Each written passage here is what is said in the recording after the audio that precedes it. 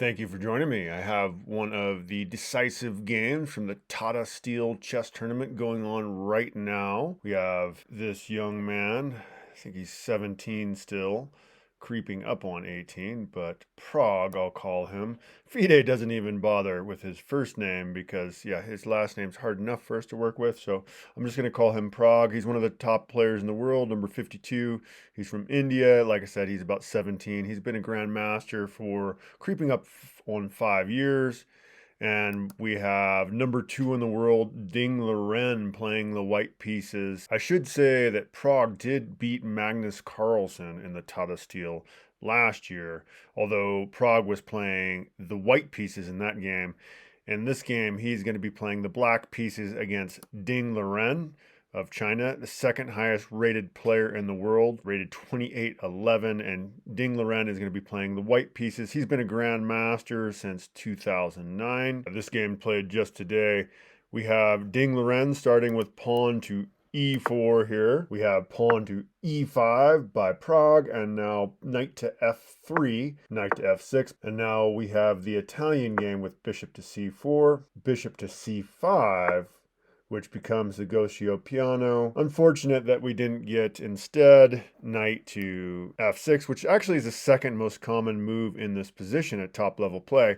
And then white could have played the fried liver attack with knight to g5, going after that pawn. Pretty awesome gambit. Check out my video on that. But anyway, we will continue. After bishop c5 by Prague, we have castles by Ding Liren, and now we have knight to f6 by Prague, pawn to d3. This variation has been played many thousands of times, top level play.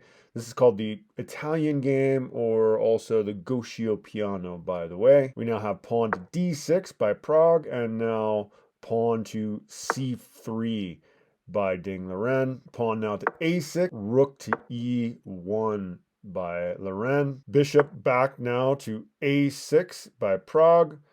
And again, this has still been played hundreds of times to this variation, so these guys have this all memorized. In fact, I should have mentioned, go ahead and take a look at their clocks over there. Both gentlemen started with an hour and 40 minutes on their clock, but they actually get 30 seconds for every move that they make. We now have pawn to a4 by Liren, and now castles by Prague. Liren plays pawn to h3, and again, this has been played before, in fact, dozens of times to this very move. We now have bishop to e6, and now bishop captures e6 by Liren. We have pawn captures e6 by black, bishop to e3, bishop captures e3 by Prague, and now in most games that have been, in fact, in all games that have been played up to this point at the master level, or actually recorded games, rook captures e3 was played. But in this case, we have pawn captures e3.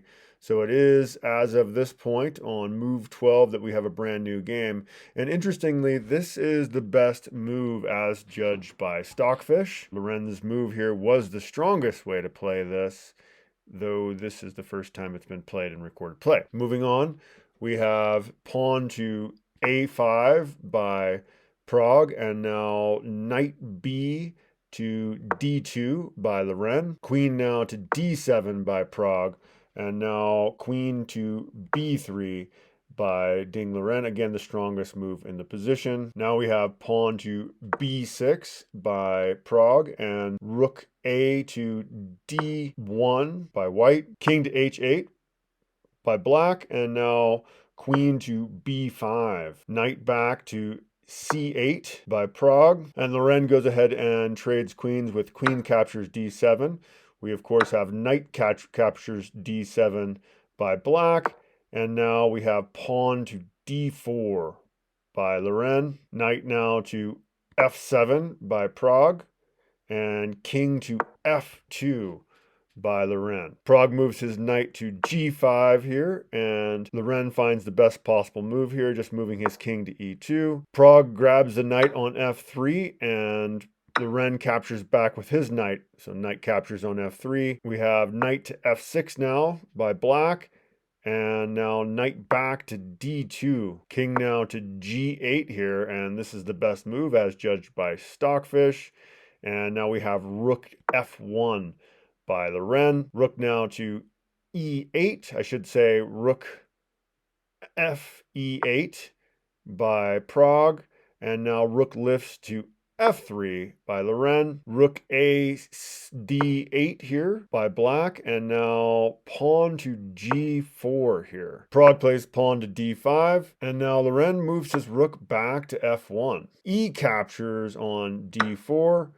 We have C captures on d4 by White. And now D captures on e4 by Pragg. Pawn now to g5, attacking the knight. Best possible move in the position by Ding Liren.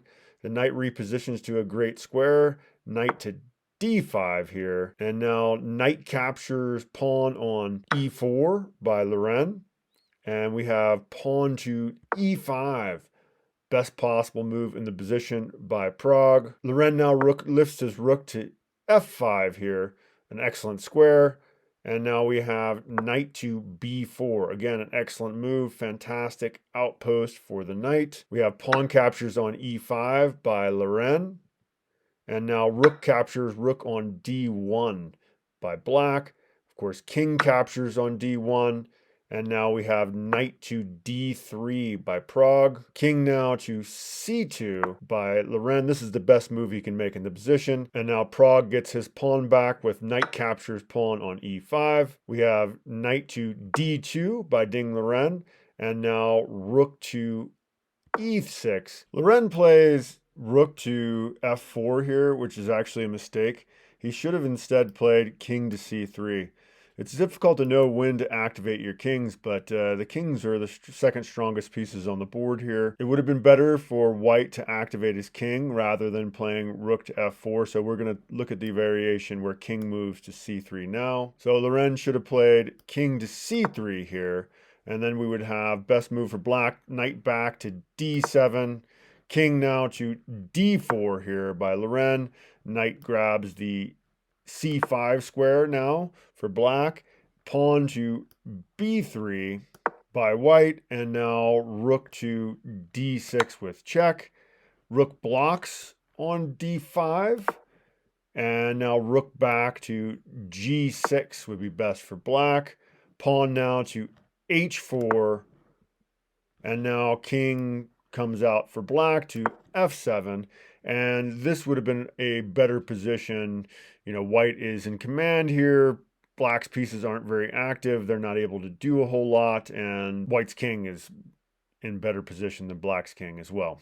So this would have been a better way to play for Ding Liren, but that's not what happened. Let's go back to see what actually happened on the chessboard. So do notice that Ding Liren is down to just 8 minutes on his clock and 10 minutes for Pragg. Move 35, rook to f4. A bit of a mistake, as we saw, a better way to play, but they still have 5 moves before they get their additional 50 minutes on their clock. Pragg finds the strongest move in the position, rook to c6, check. We have king back to b1 by Liren, and it would have been better to actually move up to b3. It made more sense to keep this king active and move to b3 here. So not sure what Liren was thinking by jumping back, but we'll continue with what happened on the chessboard. We now have knight to d3 here by Pragg, and now rook to d4 by Ding Liren attacking the knight. Pragg plays rook to c1 check. King a2 is forced. And now knight to b4 checking once again. Now the king does come to b3. Best move in the position. And now Pragg activates his king with king to f7.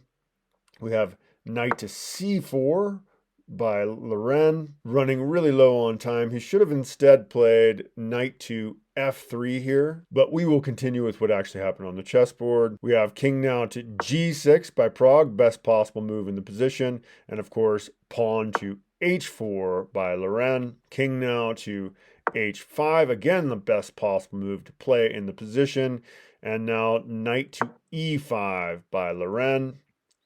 Pragg moves his rook to e1, attacking the pawn, and Liren responds with rook to e4, defending. But now we have rook to h1 by Pragg, and we have reached time control, so they got their additional time on their clocks, so neither player in time control issues now. Liren plays knight to d7 here, and now we have rook captures h4, of course. We have rook now to e7 by Liren. This is the best move in the position. And now king captures on g5 by Pragg. Rook captures g7 by Liren. And now king to h6 by Pragg. Liren moves his rook over to e7. And now we have king to g5 by Liren. Best possible move in the position. Knight now to f8. Pawn to h5 by Black. And now rook to g7 check by Liren. Pragg moves his king over to f5. Liren checks the king once again with rook to f7. We have king to e4 by Pragg. And king to e4 was actually a mistake. He should have instead played king to g5, and we'll take a quick look at that variation now. So instead, king g5 should have been played here. Best for white would be knight to e6 check. King now to g6 by Black. Rook captures pawn on c7 would be best for white, and now knight to d5 would be best for Black. Rook to c6, lining up with the king, but rook to b4 is best for Black here, checking the king. The king's got to move to a2 here is best, and now the knight grabs the pawn. So now Black grabs the pawn on e3 with their knight. Knight now to f4 check for white. This would have been a stronger way for Pragg to play the game. Basically impossible for white to win this. And yeah, a lot of winning chances for Black. But let's go ahead and go back to what actually happened on the chessboard. So Pragg plays king to e4 here, and we will continue. We have rook captures pawn on c7 by white, and now king captures e3 by Pragg. Knight to g6 by Liren, and Pragg moves his rook over to d4. We have rook to h7, best possible move in the position by Ding Liren, and now rook to d3 check by Pragg. This forces the king to c4, and now rook to d5 by Pragg, defending the pawn and trapping the king at the same time. Rook now to e7 check is the best possible move in the position, and Pragg moves his king to f2. We have rook to b7 by Liren, best possible move in the position, but just rook to d6 defends the pawn, attacks the knight. And now we have knight to f4 by Liren, and Pragg advances his hopeful h-pawn to h4. We have rook to g7 by Liren, and now king to f3 by Pragg. Liren moves his knight to h3 here, and now Pragg moves his knight to c6. We have knight to g5 by Ding Liren, checking the king, and Pragg moves his king to f4. Knight back to h3 with check, best possible move in the position by Liren. And now king back to f3 by Black. Knight once again to g5 here, checking the king. And this time Pragg moves his king to e3, avoiding the draw. Now we have knight back to h3 once again by Ding Liren. Pragg moves his knight to d4, and now rook to g4 by Ding Liren. Pragg puts Liren in check with rook to c6 here, and this forces Liren to put his king on d5. We have rook to c5 now by Pragg, and the king is forced to move to d6 here. Pragg plays knight to f5 with check, and Liren moves his king to d7. Now king to f3, attacking the rook. So Liren moves his rook back to g6. And Pragg puts Liren in check again with rook to d5 here. Liren forks the king in the rook, moving him to e6. Pragg plays knight to e3 here, defending the rook. And now knight to G1 check by Liren. Pragg moves his king to E4 here. And now we have knight back to H3 once again by Ding Liren. Rook now to D4 by Pragg. And now pawn to B3 by Liren. Rook now to B4, attacking the pawn. And now white plays rook to F6. We have king to D3 by Pragg, best possible move in the position. And now Liren plays king to E5 and resigns the game. So it is on this move, move 75, the second highest rated player in the world resigns the game to the 17-year-old. I think he's still 17. Yeah. So Ding Liren was playing the white pieces and he resigns. But why did he resign in this position? So hopefully you pause your video if you want to try to solve the reason here. It's actually a fairly simple one, just a significant material loss with a tactical move here. This was basically a blunder here. So hopefully you found the move knight to G4. Knight to G4 check ensures the trade of the knight for the rook. And yeah, facing black's position with just a knight to defend, this is no good. So yeah, knight here, check.